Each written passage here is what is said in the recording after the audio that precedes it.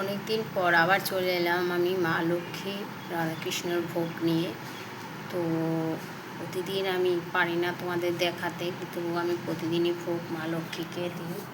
মা লক্ষ্মীর সাথে রাধাকৃষ্ণ রয়েছে, মা সরস্বতী রয়েছে, নারায়ণ রয়েছে, সবাইকেই আমি ভোগ দিই।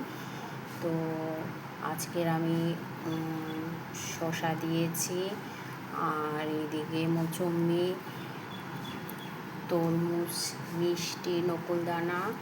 তো এটা দিয়ে আমি আজকে মা লক্ষ্মীকে ভোগ দিয়েছি। রাধাকৃষ্ণ রয়েছে, নারায়ণ, সবাই খাবেন। জল দিয়েছি। তো আজকের এটা মা লক্ষ্মীর ভোগ। মা এখন এটা নিবেদন করেছে, মা লক্ষ্মী এখন খাবেন। রাধাকৃষ্ণ রয়েছে, সবাই এখন খাবেন। তো খেয়ে নিক, চলো।